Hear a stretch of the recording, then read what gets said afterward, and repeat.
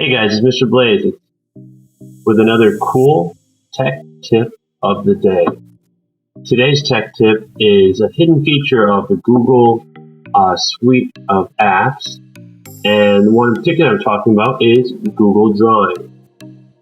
I'm going to show you how to get there. First, I click on Drive, then you're going to select New, More, and then you go to Google Drawing.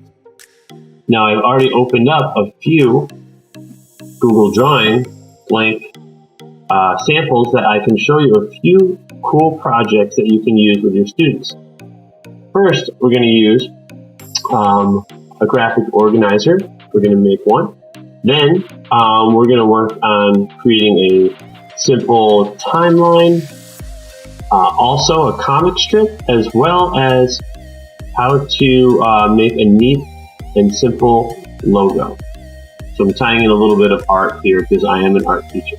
So to make a graphic organizer, first thing you're going to do is go over here to the shape tool. I like to start with a simple oval or circle, whichever you like. Now, before you do that, I can even back up a little bit. You can change the size of your workspace by going to File, Page Setup. We're on standard, which is the old school square TV style aspect ratio. Now we have more options. You can do custom, you can do widescreen, which is like your widescreen TV. That's the one I like because it gives me a little more real estate. The default colors here for the shape tools are this light blue with a black border. So let's go ahead and change the fill color to a green. And you can go ahead and remove the border by selecting the border color and just selecting transparent. Or if you like it and just want to make it bigger, you could also make it more prominent like that. You can also come back here and change the background by right-clicking anywhere on the screen in your workspace, select background. You can do solid. You could do just transparent. Let's go ahead and choose a simple one like this. It's the yellow one. You could add an image in here as well. If you wanted to add an image as a background, you could go to Insert Image, search the web. I typed in book already, and you could add a book as a background as well. You could add in some custom images here if you'd like. That's fine too. We can give it a little text box up here and just type graphic organizer. And you can make a template for students, which is nice. Now on the shape tool, you can right click and select edit text and type in main idea. Now what we can do is we can draw little lines using this line tool. You can use all different types of lines. I'm just selecting the basic line tool, and make sure you click on it. I'm going to select it, and what I'm going to do is also change the thickness of it to maybe a 4. Now every time I use the line tool to draw, it will keep the same size and thickness and color if you change the color. So there is the main idea. Now I'm going to add in some shapes for the outside here. I like to change it up, so I'm going to add in this shape here. I'm going to change this color so students know it's a different area. I'm going to change this here, and I'm just going to give myself a little more room to type, and right click, edit text.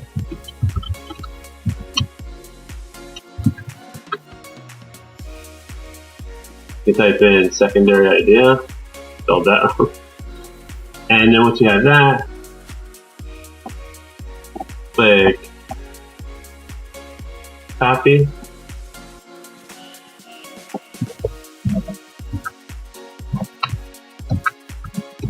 And we get one here. Control C, copy, Control V. We got those. So that's how you do a graphic organizer. And you can share that, and the students can edit this out and add in as many secondary or tertiary ideas. Now for a timeline, again, I'm going to switch to page setup. And we can just do a simple history timeline. So for this one, I thought it'd be kind of neat to use a picture as a background. So I'm going to go to Insert, Image, search in the web, just type in mountains.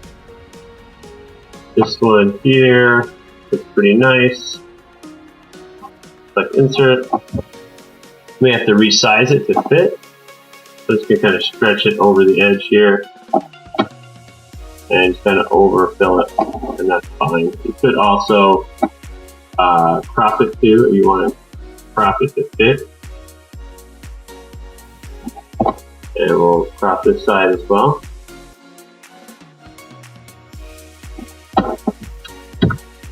And you can stretch it out this way if you'd like. And now we have a custom cropped image here as a background. Now we're going to select the arrows. So the line tool, select arrow. And you come over here, we're just going to add and make our own little arrows. We can let's make this a little bit thicker. And I'm going to make this line of white, or any other color you want. I'm going to stretch it out a little bit longer. Go ahead and we'll take this tool and we're going to duplicate it. And now I'll right click on it after I use the arrow tool here. And we're going to go ahead and rotate or flip horizontally. And we're going to put a little line to connect them together. And now I'm going to do select Control, and now I have them both together, and I'm going to group them, which means when I do something to them, they will change as a unit. So if I change the color to yellow, it changes to yellow. So now I have a nice little timeline here. See if we can stretch that out. It's getting a little finicky. That's all right. Now I'm going to put a little shape up here. And we'll just change that to white. And we'll do like back. And I'm going to edit the text. Timeline. And you want to insert an image up here of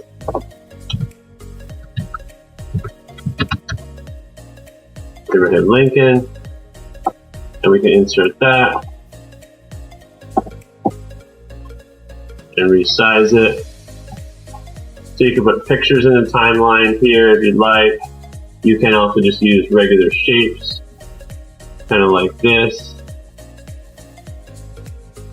And you can make them, students can make them any color they want. And type in any text you want. Adjust the size to fit. And we just copy and paste that.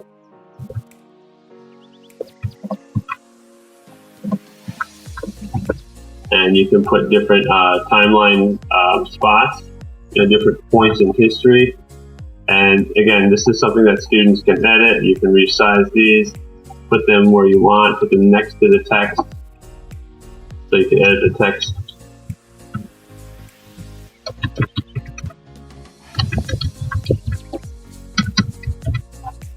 Sorry, our keyboard's a little off tonight. And there you go. Now you create custom, and you can also come down and edit text in here too if you want to add some text in on the timeline itself. Just make sure you change it to a color you can see. Test date, put dates in here.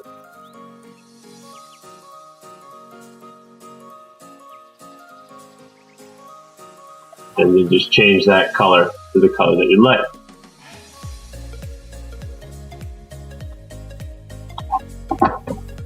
And copy and paste those. So that is a sample of the timeline. We're going to do a comic strip. all you have to do is you can put in again, you can just put in a simple background color. Just right click and change the background. We'll do, let's do a fun bright red color background. And then what you can do is you can just put in some kind of pre-made areas for students to put in their photographs of themselves, or you can let them kind of create their own. I like to do this. I think it makes it easier for some, but if some students want to edit, they can. You could do something like this. You could change the format by resizing the box. Let's say you wanted a wider box and have 2 of these. Now I have 2 of these instead that take up almost the same space. And you can just come in and add a text box up here, or like again using a shape.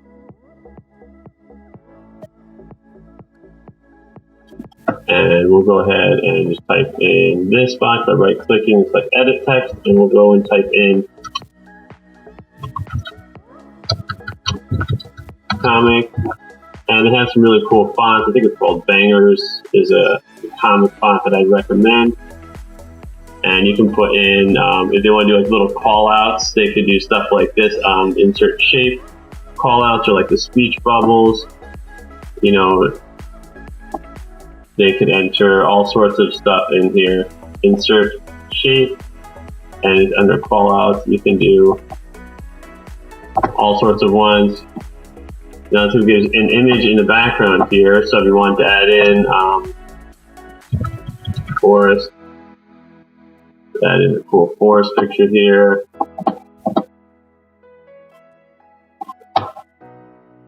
Alright, it's a bigger picture, so I'm going to resize this. And let's say you wanted to add that. Again, you can stretch it out to fill it. And fit it in there. If you need to use the crop tool, you could use the crop tool to kind of resize it. It looks pretty good. And then you can enter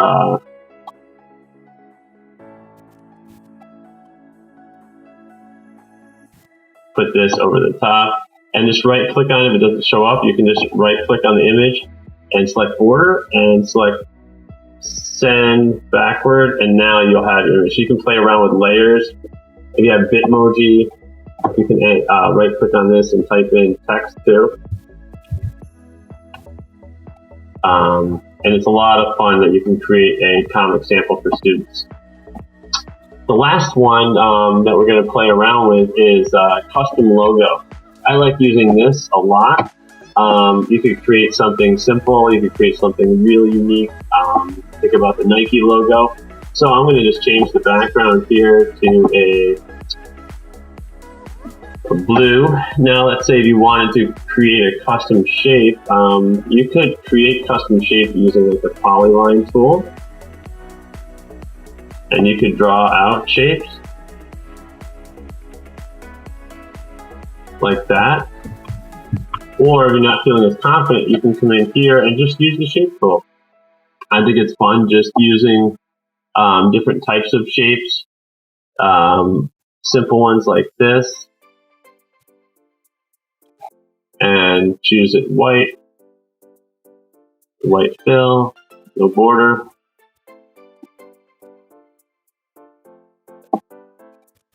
And then we can put a text box in here.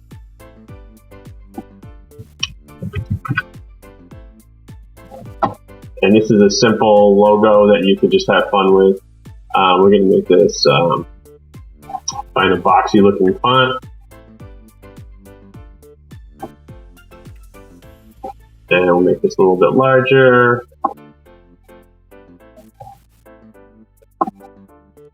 And now you have a very simple, but kind of get the point of a cool logo. Again, you can kind of layer shapes in there too if you'd like. I think sometimes I have fun just kind of taking shapes like this and then playing around with layering the shapes on top of each other, just duplicating them like that. and then just tucking them against each other and then changing the color.